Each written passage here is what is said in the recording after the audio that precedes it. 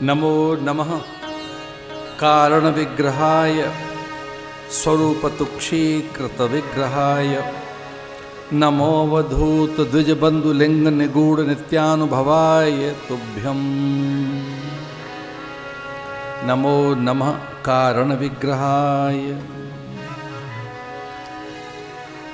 अपने गुरुदेव को पहचान लिया उसने।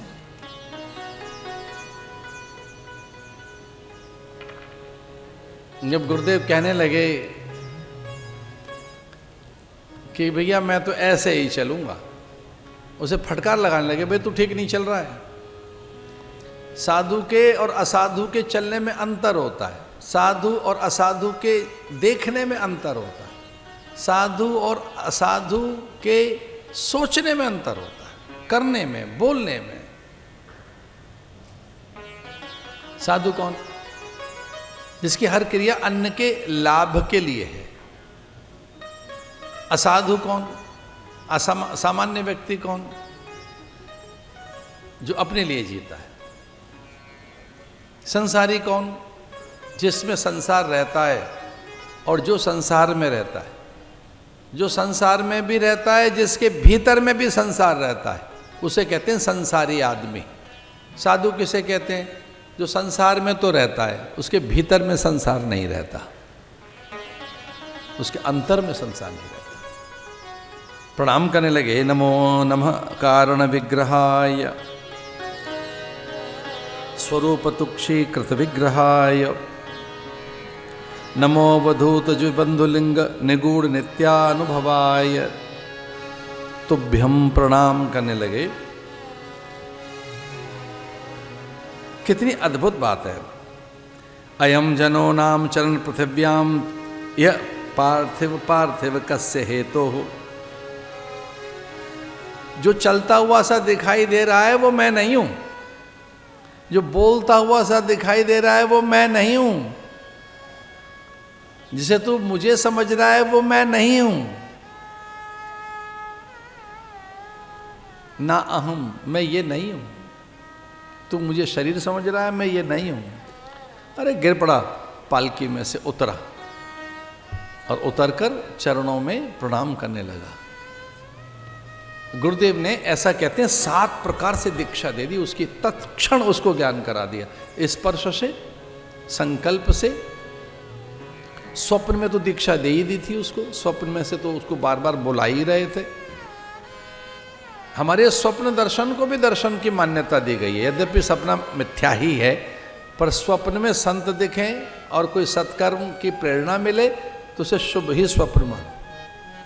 स्पर्श से, चाक्षुषी, बहुत देर तक उसे देखते रहे।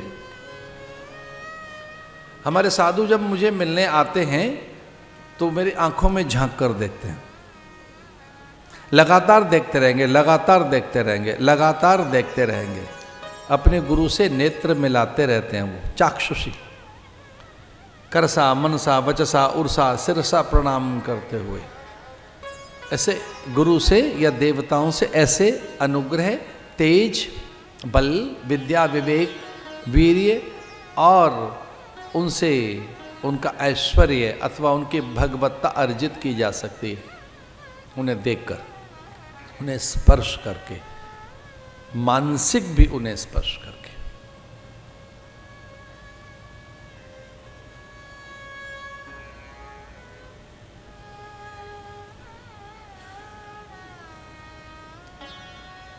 ये बड़ी बात है, सामान्य बात नहीं है। ये जो गुरु दीक्षा है ये बड़ी चीज है। इसमें आत्म तत्व का स्मरण किया जाता है, पूर्व की स्मृति आ जाती है, आप उससे जुड़ जाते हैं। इसलिए हमारे यहां 2 प्रकार की संतानें बताई, एक है बिंदु सृष्टि, दूसरी नाद सृष्टि। बिंदु सृष्टि में हम माता पिता से पैदा होते, हम उनकी संतानें कहलाते हैं। नाद सृष्टि में हम गुरु की संतान होते हैं। गुरु माने उस तत्व की संतान होते हैं। नाद, नाद माने तरंगें, वाइब्रेशंस, हमें हमारे पते तक पहुंचा देती हैं। कोई भी संप्रदाय ऐसा नहीं है जो नाद से न जुड़ा हो, अनहद से न जुड़ा हो, तरंगों से न जुड़ा हो। गुरु आपको एक मंत्र देते हैं और उसके स्पंदन, उसके ध्वनि स्पंदन, उसकी स्वर लहरियां आपको वहां तक लेके जाते हैं, वहां तक लेके जाते हैं।